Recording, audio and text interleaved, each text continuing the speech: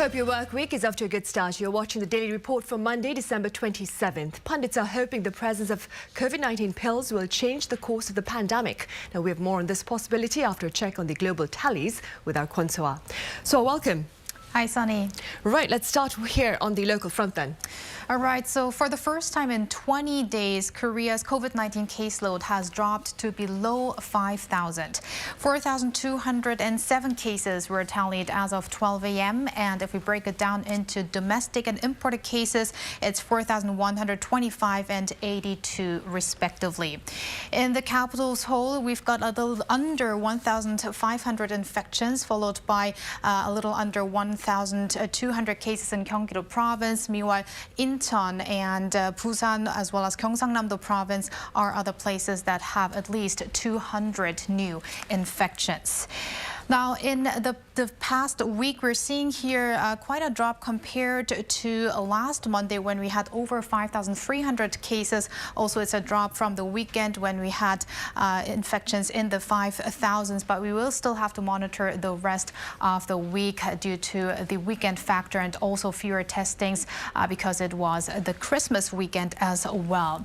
And the number of patients, meanwhile, we've got 55 additional fatalities, which has raised the death toll to 5,300, and the number of patients that are in severe or critical condition, that has recently hit an all-time high over the weekend at 1,105 and still above 1,000 as of this Monday. Now, onto the vaccination front, we've got now close to 44 million people in the nation who got at least one COVID-19 dose. That's equivalent to 85.6%, and 82.4% are considered fully vaccinated. Also, we've got now 29.6% of the nation's people who got an additional dose, and this is almost 70% when it comes to seniors age 60 and above. Now, meanwhile, on the international front, we've got a rise by a little over 500,000 of new COVID-19 infections posted in the past day, and also more than 3,250 fatalities. And there were some milestones made on the weekend as well as this Monday. We've got France now having surpassed the 9 million mark in total infections, as well as Germany with over 7 million. And many of these countries in Europe especially are seeing a rise in Omicron variant cases, as well as in the U.S. Well, we will get into the details of these countries in a bit. But for now, back to you, Sunny. All right, so thank you for now. Right, meanwhile, relevant authorities here have granted the green light to Pfizer's antiviral COVID-19 pill. For more on this, I have Han Sung-woo here in the studio with me. Sung-woo, welcome. Good afternoon. Thank you for having me. Right, let's begin with the emergency use approval for Paxlovid then.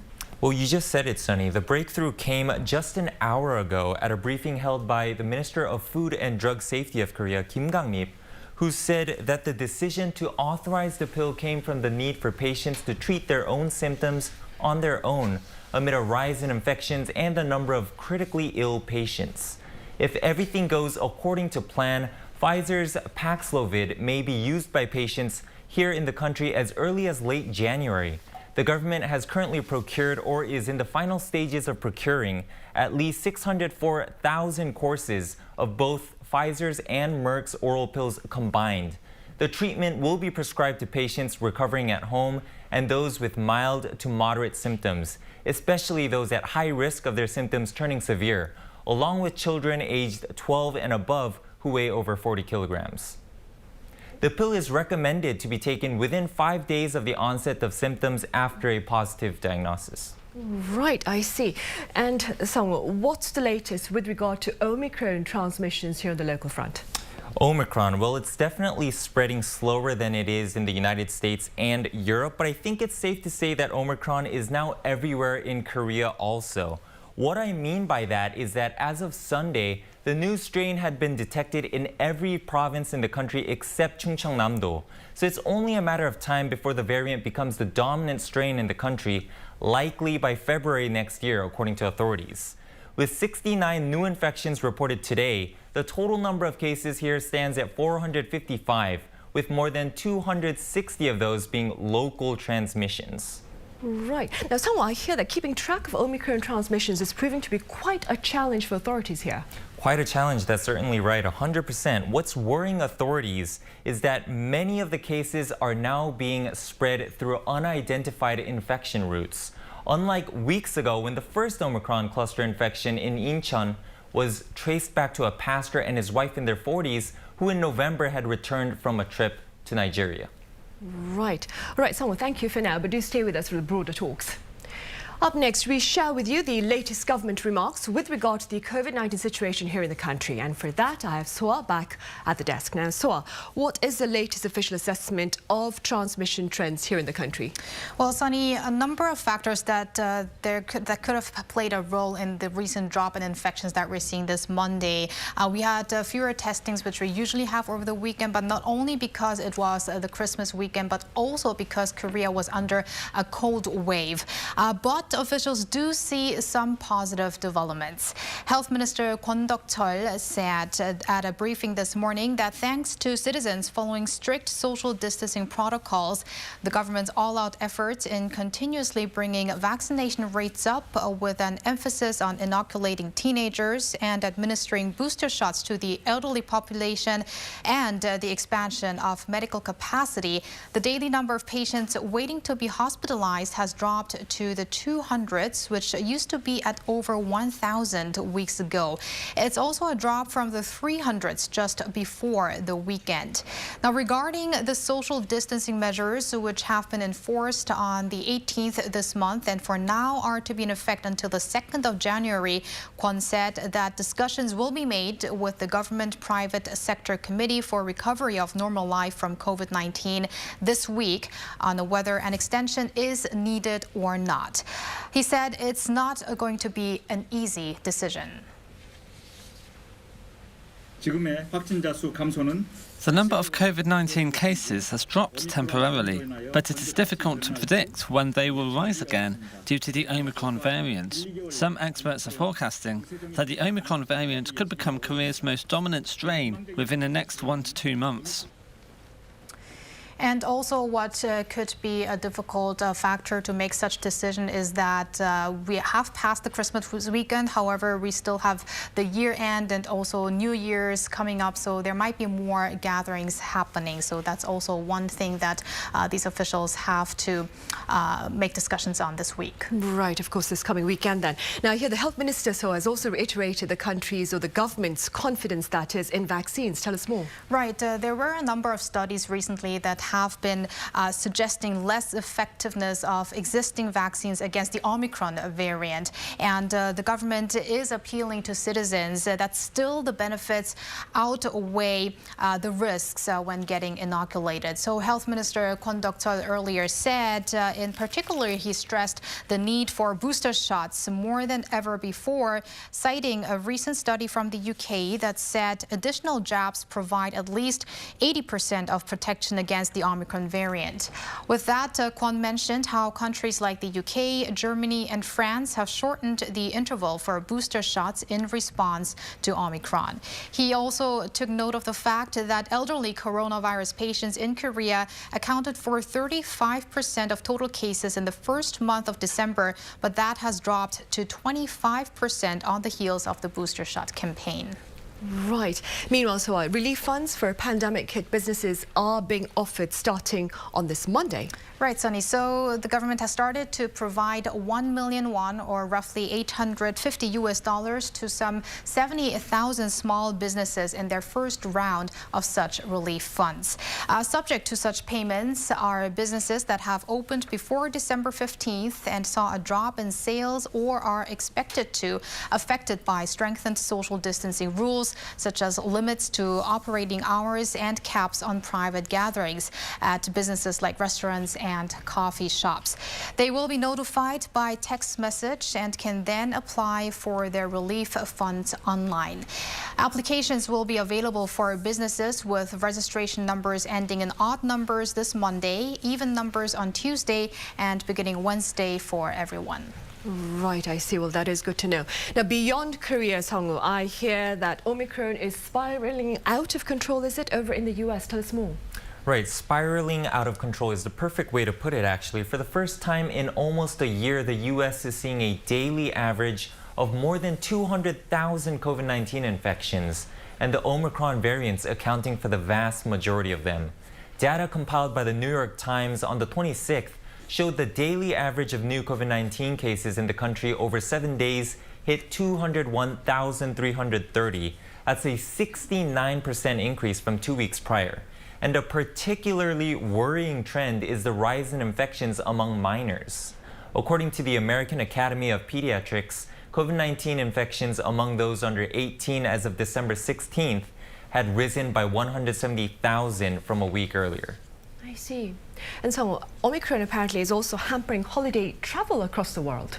That is correct. According to flight tracker FlightAware, a total of 7,202 flights were canceled worldwide in the 3-day period from Christmas Eve to the 26th of December. A huge chunk, more than 2,000 of those canceled flights were trips either departing from or arriving in the United States. Aside from international travel restrictions, media outlets are also reporting that the airline industry has also been heavily hit by infections among pilots, flight attendants, and other industry insiders, rendering them unable to meet the demand of holiday air traffic. And speaking of air traffic, there are concerns over the rise of Omicron cases here in Korea, and I believe the number that Sung-woo earlier mentioned was the highest for a single day that Korea has seen when it comes to Omicron variants. So that's why questions are being raised whether we should extend our travel restrictions. Right now, we've got 11 countries that are deemed as high-risk countries, including South Africa and Nigeria. But recent Omicron cases, actually, a lot of them came from the UK and the US. So that is why there are some discussions on whether a further travel ban is needed. While actually in some other countries, they're lifting these restrictions because the Omicron variant is already, spiraling across many countries. Right, it is already quite rampant then. Meanwhile, much to the dismay of ARMY, if I may, I understand 3 members of BTS who returned from the US have tested positive for COVID-19, Soa. Right. It doesn't happen that often that we see celebrities making headlines across the world because they got the COVID-19 variant. But with BTS, that is the case. And because of their popularity, of course. So let me give you some of the details here. We've got 3 members of BTS who have tested positive for COVID-19. It's Suga, who was confirmed first on Christmas Eve. And then we've got Jin and RM, who got tested positive on Christmas Day. That's when the company made that announcement, their entertainment company. And they recently were in the US for a tour, as you know. And all of them were said to have been completely vaccinated. So they got 2 shots of COVID-19 vaccine. So these were breakthrough infections. They are now all under quarantine, but I believe they are not seeing any strong symptoms. Right, I see. Hopefully they'll have a quick recovery. All right, so as always, thank you very much for that. Sung-woo, thank you. I'll see you back on Tuesday. Thank you.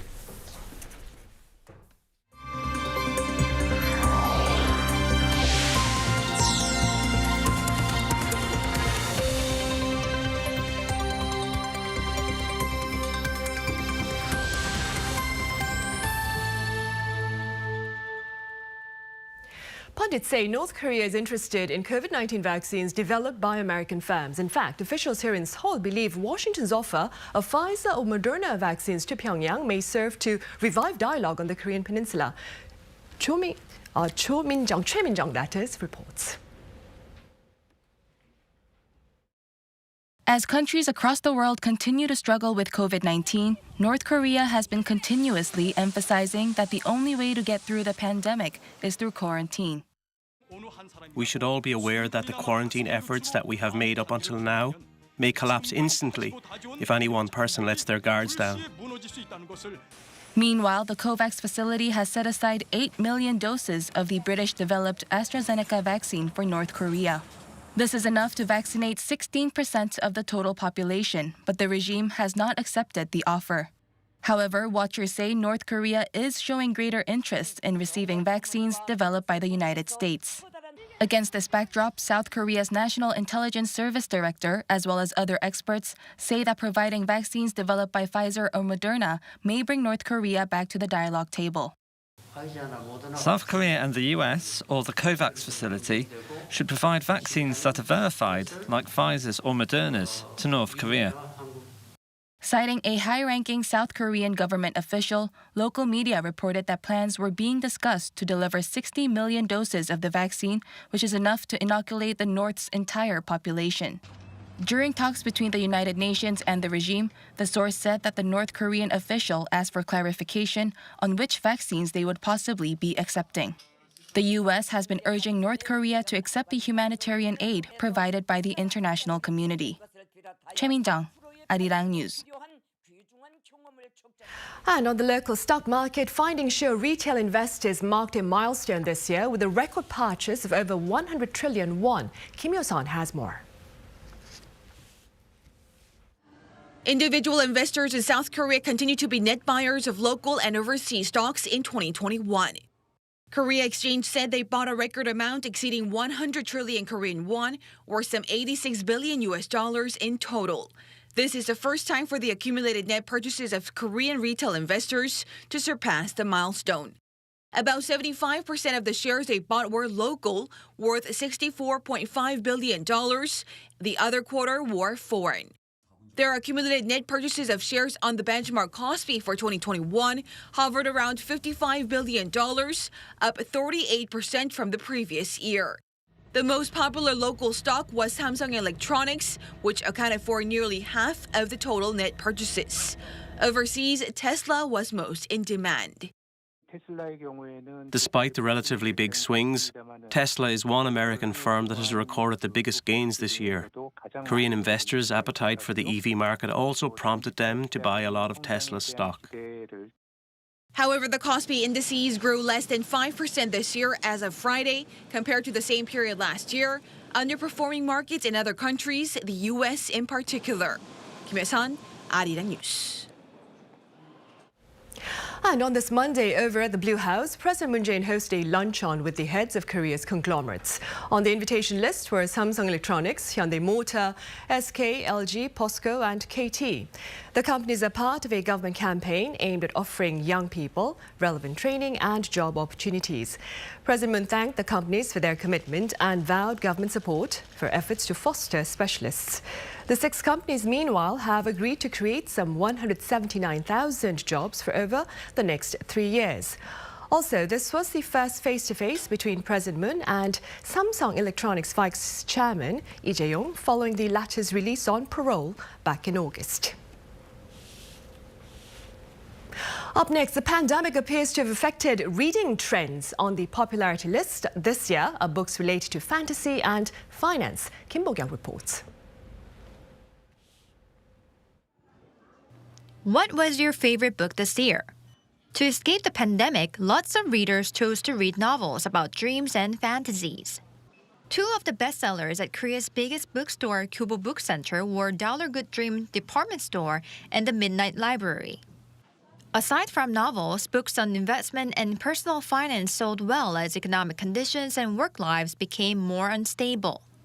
As well as previous steady sellers, new books dealing with property and other investment techniques have enjoyed popularity. Second in the annual bestseller list was A Guide for Beginners to the Stock Market. As the value of money keeps going down, lots of people have a strong desire to earn more money by changing their currency into assets. Stock investment has emerged as a sound financial strategy this year. Books on economics and business saw record sales this year, with 22 of them included in top 100 bestsellers. Along with an analysis on global trends in 2030 by Mauro Guillen, books on cryptocurrencies have attracted those in their 20s and 30s who are looking for ways to make a profit. While individuals' consumer sentiment and expenditure has widened, economic conditions have worsened. That's the reason behind the money rush. With more people putting in efforts to diversify and maximize their revenues, books point out that this so-called money rush will be one of the key trends next year. Kim Bo-kyung, Arirang News. And recent advances in technology have paved the path for smart robots at cultural venues and museums. Cho Sung-min has the scenes. This is the royal carriage of Sunjong, the last emperor of Korea. Next to it is an AI robot which serves as a curator and guide to help visitors with any museum-related questions. These could range from detailed information about the artifacts on display to the location of the bathroom or souvenir shop. The robot, which has access to an extensive archive of Korean history, also takes part in a simulation of a royal parade during the Joseon Dynasty. Museum officials say the robots play a key role in establishing a better contactless customer experience amid the pandemic. The robot commentates on the artifacts in a contactless format so that people coming to the museum can enjoy their time safely. The Palace Museum isn't the only cultural venue that is using these kinds of robots, as some even work at small art galleries. This robot, for instance, provides possible interpretations of some of the pieces of artwork while it takes a group of visitors on a guided tour. I try to interpret the artist's intentions. The robot helped me get a better grasp of what the artist was trying to convey. As the AI robot industry is anticipating further advancements in the coming years, industry experts believe more high-tech gadgets will be utilized in public and private cultural venues across the nation. 조성민, Arirang News.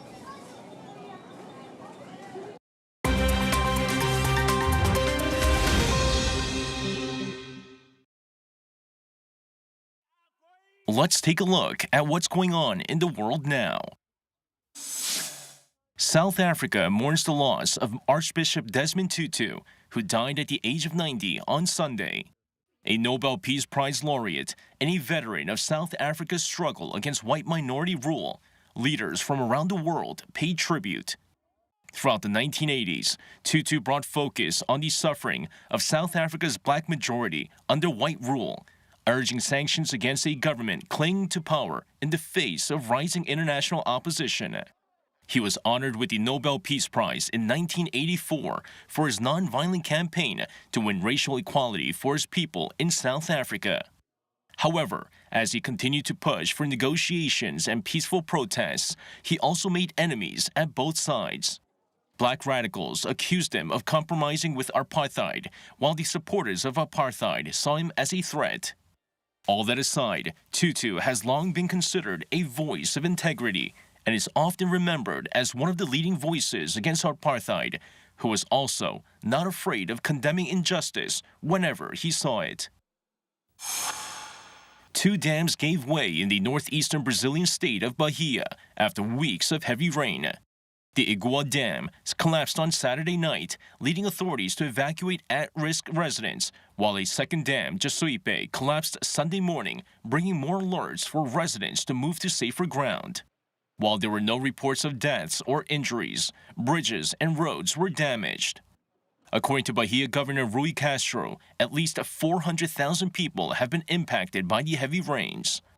The heavy rainfall, which has lasted for almost 2 months now, have been responsible for 18 casualties in Bahia.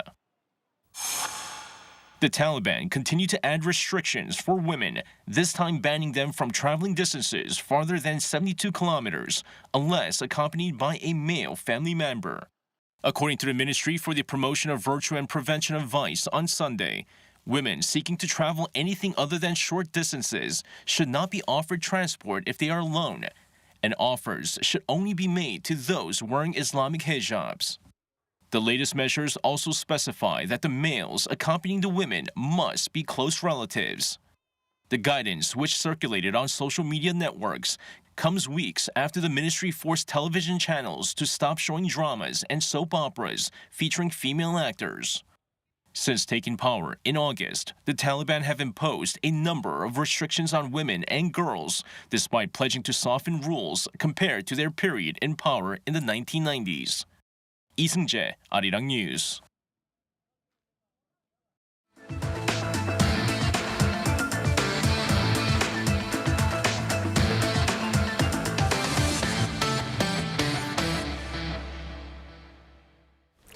It's time now for our weekly check on some of the stories on the economic front. And one story revolves around Korea's largest bakery franchise, which is reportedly gaining a remarkable fan base over in the US. For more, I have Ji, I believe, from the Korea Economic Daily Global Edition here in the studio. Ji, welcome back.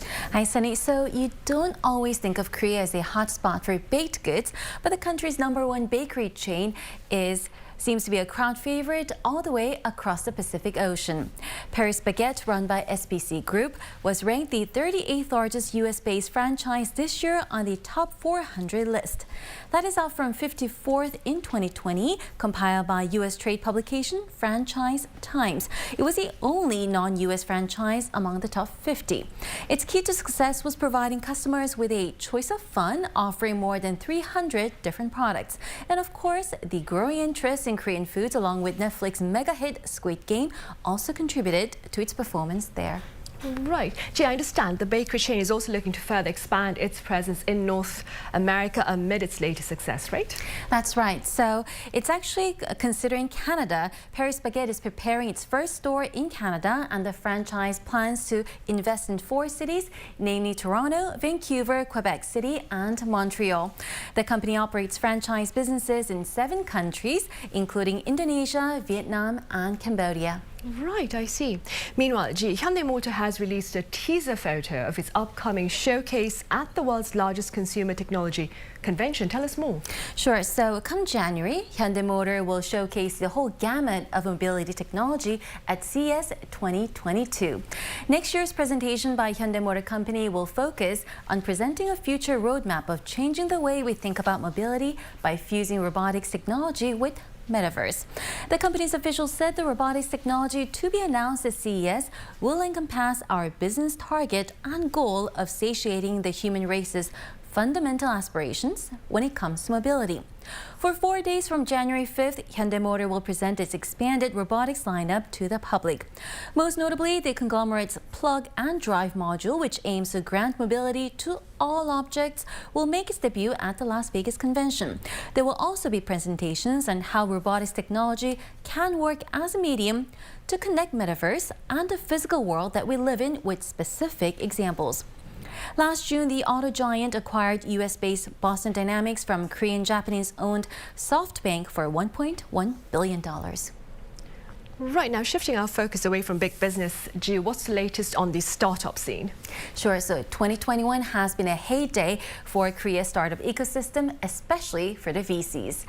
In the first 3 quarters of this year, startups in Korea received a total of 5.3 trillion won, or $4.4 billion, from the country's venture capital firms. That is a whopping 82% jump from 2.9 trillion won in the same period of 2020. The accumulated investment funneled into startups from VCs through the end of September is even higher than the last year's total. The Korean Venture Capital Association said there were 268 newly formed venture funds in the first 3 quarters of this year, up from last year's total of 206. In the same period, 24 new VCs registered with the association to reach a total of 184. That is the sharpest jump in the last 5 years in terms of registered VCs. Based on data compiled by the Ministry of SMEs and Startups, Jipbang, Dunamu, Curly, and Tangan Market all reached the status of unicorns this year. The ministry said there are roughly 15 homegrown unicorns, citing CB Insight and industry insiders. So what exactly does this mean for VCs that invest in them? Well, flush with funds, they're looking for the next unicorns. So homegrown unicorns have paved the way for VCs to collect their return on investment with successful IPOs and M&As. There are 357 prospective unicorns with valuations between 100 billion and 1 trillion won at present, tripling from 2017. Some call it the redistribution of wealth in the startup industry, and this trend is widely expected to continue into the new year. That's all from me, Sunny. All right, as always, thank you very much for the coverage. Thanks for having me.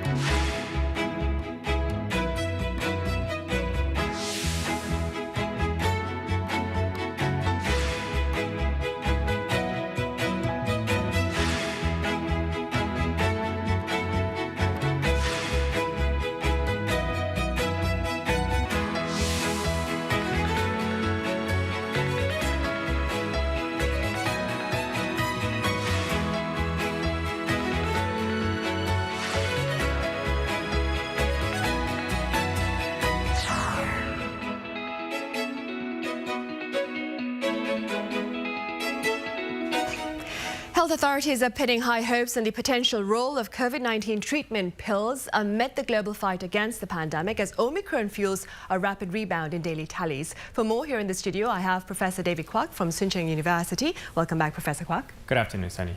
I also have Professor Son Ho-jun at Johns Hopkins University with us live from Daegu. Professor Son, it's a pleasure to see you again. Hi, Sunny. It's a pleasure of mine. Also joining the session virtually is Professor Peter Chin Hong at the University of California, San Francisco. Professor Chin Hong, it is great to see you again. Always a pleasure, Sunny. Thank you. Right, we'll start here in the studio then. Professor Kwak, let's start with a few words with regard to your assessment on Korea's COVID-19 situation.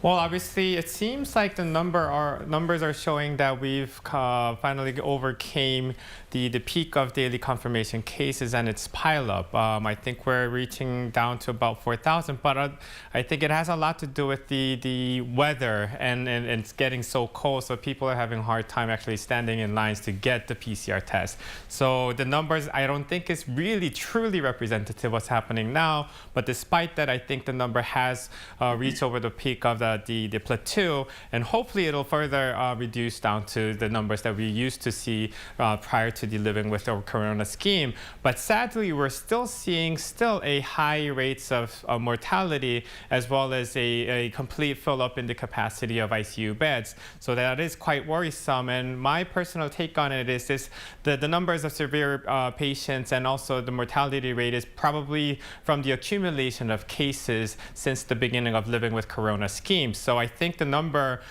in that regard is going to continue and hopefully will reduce down to lower numbers. But even the reduction, I think, will be rather gradual because these cases happen clinically not over a day or two, but it happens for some people in much longer period of time, and for some other people it happens much more acutely. So I think the total cases of these severe cases as well as the mortality, I think, will gradually start to slow down. Right. Professor Son, as my colleague Soa mentioned earlier, authorities have said they will keep an eye on this week's COVID-19 trend before deciding on the future path of pandemic-related restrictions here. Now, Professor Son, to what level do you suppose should Korea's COVID-19 tallies drop for current restrictions perhaps to be eased? Yeah, thanks for this question, Sunny. So I would say that there really isn't a clear threshold for us to determine in terms of number of new infected cases, when is right to loosen the restrictions. But let's say we can use the US CDC guidelines on travel health notices, which people can use as a reference for them to gauge the risk in their COVID infection when they're traveling to certain areas. This reference uses both the incidence rates, which is determined as new cases over past 28 days per 100,000 population in the area, as well as the testing rate. So for Korea, we've been having very intensive testing since the very beginning, so we can primarily gauge the safety or risk based on the incidence rate. So the basis for the lowest risk is fewer than 50 per 100,000 cases. Moderate is between 50 and 100 per 100,000 cases. And for high, it's up to 500. And then very high is beyond 500 per 100,000 cases. So if we use Daegu, where I am, as an example, we've been seeing approximately 100 new cases daily for the past month for about so this represents about 2,800 cumulative new cases for the past 28 days. And with our population being about 2.5 million people, this translates approximately about 145 per 100,000 persons or population in the past 28 days in Daegu. So based on the US guidelines, US CDC guidelines, this is quite high. So we should not loosen the restrictions. But if you want to get down to the next level, less than 100 per 100,000, for Daegu, we should see cases, daily new average cases reaching below 80. And ultimately, we'd like to see this go down as low as 20 new cases daily. So this varies depending on the area, the size of the area, the population size. So we should really look at this. But as Dr. Gao mentioned, we should also look at and carefully monitored indicators for severity of the disease, which includes hospitalization rates, ICU admissions, and the mortality, so that we can really understand the seriousness of the disease burden in our area. Right, of course. Meanwhile, Professor Chin Hong, case counts over in the US, as my colleague Song mentioned earlier, are also reportedly soaring. Now, do tell us a bit about the situation there. Well, Sunny, as you know, in the U.S. winter travel, it is marked by a 1, 2, 3 punch.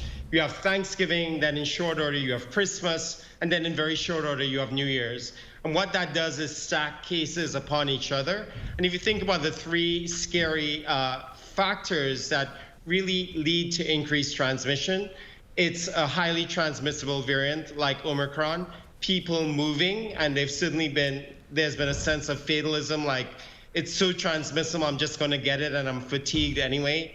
And number 3 is really, the hospital bed capacity that may be unable to keep up with it. So we're seeing all of this. We're seeing influenza come back with a vengeance. We're seeing healthcare workers go home sick, and every time they go home sick, they're at least there for now, 7 to 10 days of isolation, taking them out of the workforce. So I think all of this leads to a sense of foreboding fear in the U.S., and it's sweeping from the East Coast to the West Coast. Right. Meanwhile, Professor Kwak, here in Korea, the country has reportedly developed a test kit that is capable of identifying 5 COVID-19 variants, including Omicron, within 3 to 4 hours. What are the potential implications of this development? Well, the definite potential implication that I can see is that we would be able to see a better picture of what's really happening among the variants, their composition, especially in the daily confirmation cases. So I think we will be able to better understand what the situation actually is in Korea with the Omicron variant. And based on the information, I guess we would be able to make decisions whether or not to further continue these strict social distancing guidelines, or we may even come up with a better design to isolate certain group of people in certain areas than the others. But in overall, the detection of Omicrons, let alone the other variants as well, does not really change the course of treatment. So it really still means that for the elderly patients and for patients with heavy underlying diseases, they would still need to be monitored more closely than the others. They have the higher potential to become more severe. So PCR testing giving us the better hand at really observing what exactly happening would enable us to trace them back better. But in the overall picture, I think the treatment still remain the same, and I think we should still remain concerned with the rising numbers and remaining high numbers of ICU bed units and whatnot.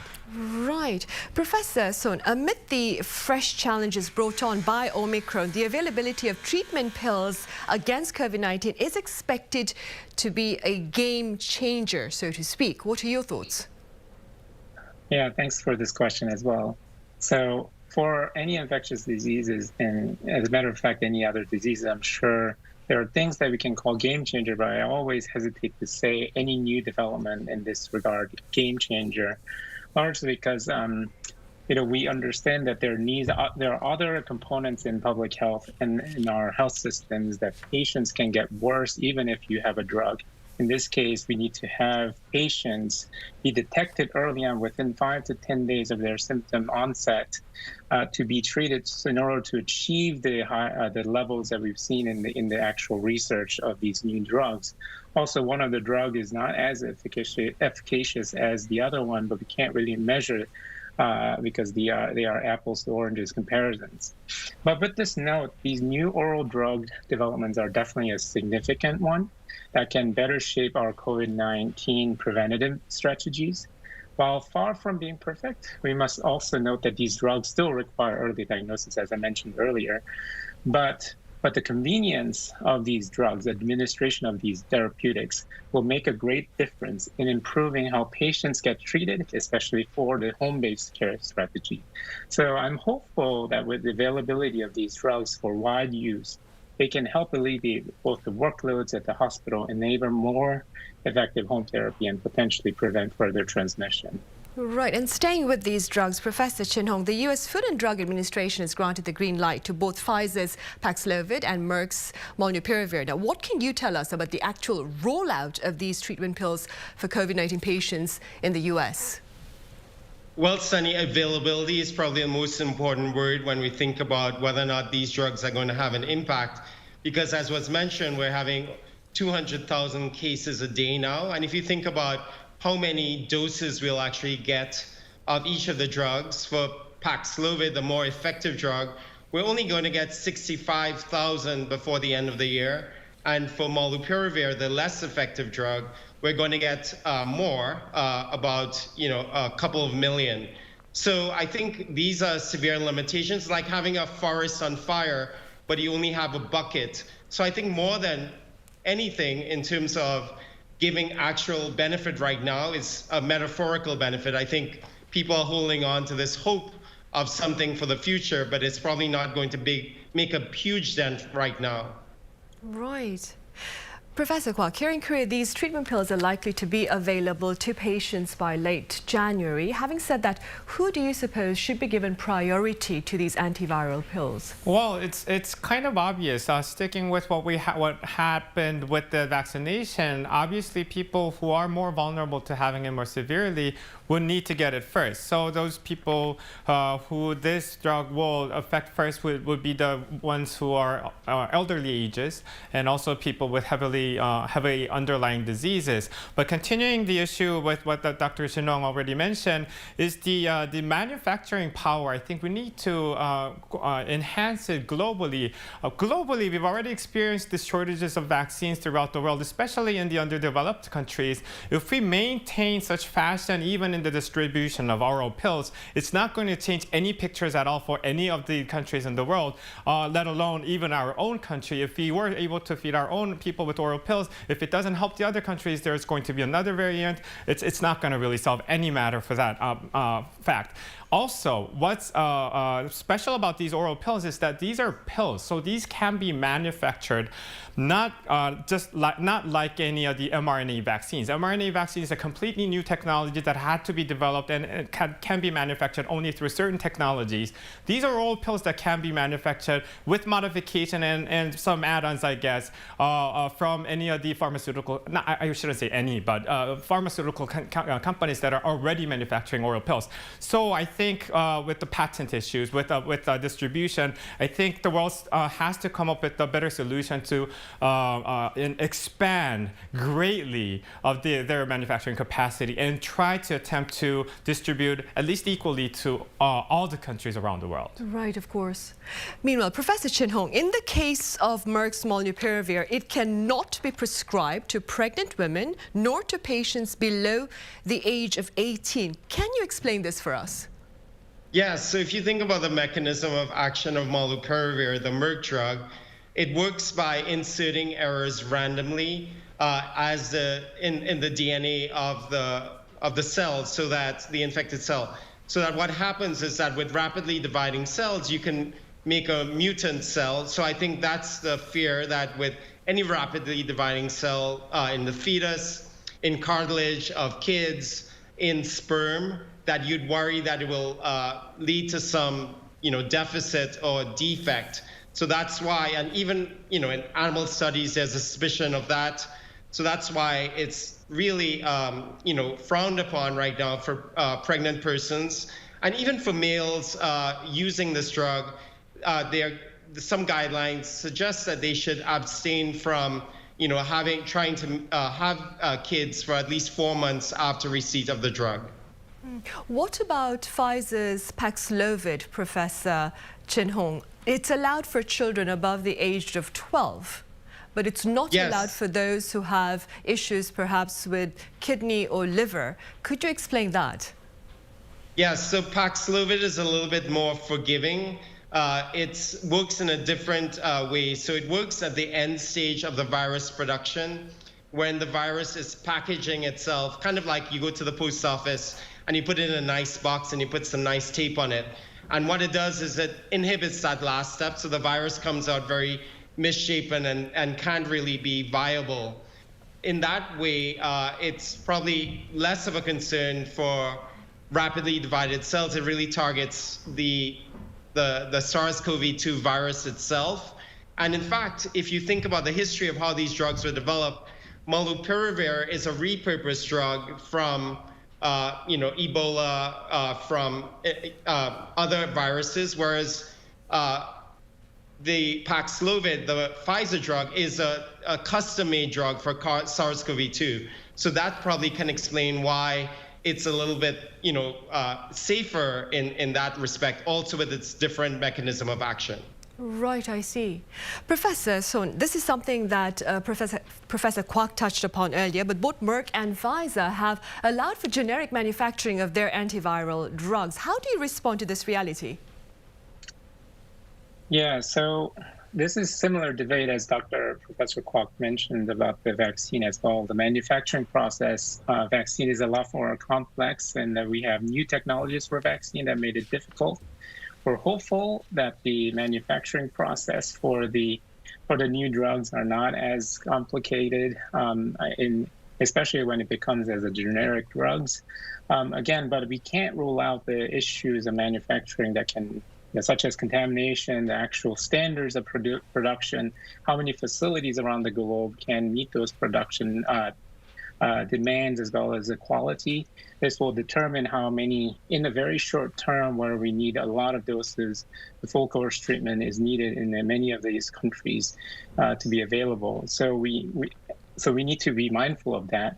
And then the other things that we really have to think about with these manufacturing process is these patent laws, other political and policy changes, as well as the logistics of implementing the manufacturing process at local rules. These already we've actually experienced through the vaccine process. So we should really learn from that and then make this a little bit more alleviating for the manufacturing for these new drugs. Right. Professor Kwok, relevant authorities here, they have granted the green light to Pfizer's Paxlovid and are now working actively to secure an adequate amount of treatment pills. How do you assess our current efforts, and perhaps what needs to be done to allow for an effective supply? Right. So as far as I know, I think the report is saying that we've secured about 600,000, a little more pills for the patients to use. I think that's quite lacking. I hope that they would have secured 6 million or more so that we would be secured enough to really be able to treat our own patients. But so we have to face the reality and really utilize the numbers that we have. Obviously, effective use, efficacious use of these pills, only distributing it to maybe more vulnerable people would be needed. But obviously, as everyone in today's show have come up with the comments, really, we need to come up with a better way to start expanding the manufacture itself. We need to really distribute all these pills to everybody so that everybody would get equal chances to treat their own citizens. Also, in my own opinion, in my personal opinion though, the Paxlovid, the constituent of it is actually ritonavir. And ritonavir we already have in country. It's actually mainly used for AIDS patients, namely brand named Kaletra. We have, in the beginning of the pandemic, tried using it in a certain number of patients. It did not show a significant effect in those patients particularly. But I guess my idea of it is rather, I think it was the composition of ritonavir within the Kaletra that did not show too much of an effect. If it comes to a situation where we need to utilize these patients but running short on Paxlovid or molnupiravir, we probably also need to start doing researches on our own, utilizing these original medications that we haven't used in COVID-19 patients yet. There are many, many different medications that we've already tried clinical trials on for their alternative uses. Kaletra, I think, also believe is one of them, but maybe we could start changing the dosage and start implementing that on our own. What I'm basically trying to suggest is that we should also try to attempt to come up with modifiable medication that could be utilized to become a COVID-19 specific medication as well. Right. Professor Chin Hong, pundits in the US have pointed out that the convenience of COVID-19 pills, which is something Professor Son also mentioned, comes with a catch. They have to be taken within 5 days of the initial symptoms, meaning the challenge lies in getting tested, getting a prescription, and starting the pills, all in a very, very, very limited time frame. What are your thoughts on the practicality of these treatment options then? Well, Sunny, as you pointed out, the three main barriers are going to be a limitation. It's like a race against time. So you have to get the diagnosis. So most of these cases probably appear to be a cold in the beginning. People are like, maybe it's a cold, I'll wait. By the time they get the diagnosis, it may be too late. They have to get the diagnosis, get somebody to give them that diagnosis to a clinician who can then prescribe it, and then they have to get it from the pharmacy who has to get all this information together, and they have to go to the pharmacy to get it. If you think about it, it's like a COVID-infected person going to a common space, whether or not it's going to be drive-through or not. So that's probably the way it will start. And as Dr. Park said, it may start with the most vulnerable people, but eventually, as you get more and more pills available, it may be like, for influenza, Tamiflu, where there's a guideline of it being most effective within 5 days. But then if you are a little bit beyond that, the clinician can make a judgment call because there's so much available. That is probably what will happen with these pills over time after there are more of it available. But in the beginning, it's going to be very dicey and very, very tough to figure out. Right. And in the meantime, Professor Son, as the world awaits for a steady supply of treatment pills against COVID-19, what do you suggest as part of efforts perhaps to better contain the contagion amid the presence of Omicron, which I understand is a very tough question, but very briefly speaking, Professor Son? Yeah, no, I don't think this is a tough question or anything new. In my opinion, we've experienced this through earlier waves. We have to remind ourselves that even though we're waiting for the abundance of these drugs to be available to us, we still have a lot of great tools that we can fight off the disease, right? And one of the things that we always, on an individual level, that we can do is keep ourselves distanced, but also making sure that we're masked at all times when possible. And we've also learned recently that we need to make sure that we keep wearing masks that are efficacious, so at least 94% filtration efficacy. We also have to be mindful for other people because we're actually not being burdened ultimately by the COVID-19 disease itself, but other side effects of the COVID-19, which is worsening disease like tuberculosis, HIV, other care in the health industry. And we're also having a lot of healthcare workers being really stressed out, and that we need to find ways to alleviate their workload burdens as well. So I think what we need to do at this time is really think about our long-term strategy to get out of this pandemic, making sure that the disparities that we've so far seen and actually gotten worse, that can be alleviated through these new strategies. Of course. All right. Professor Son, as always, thank you very much for your thoughts. Professor Chin Hong over in the US, thank you very much for your time and your insights. And Professor Kwok here in the studio, thank you for being with us today. Thank you. Right. Korea is currently under a cold spell that is expected to last throughout the week. Do take care against the chilly weather and do seek testing should you feel you may have been exposed to COVID-19. Thank you for watching. See you on Tuesday.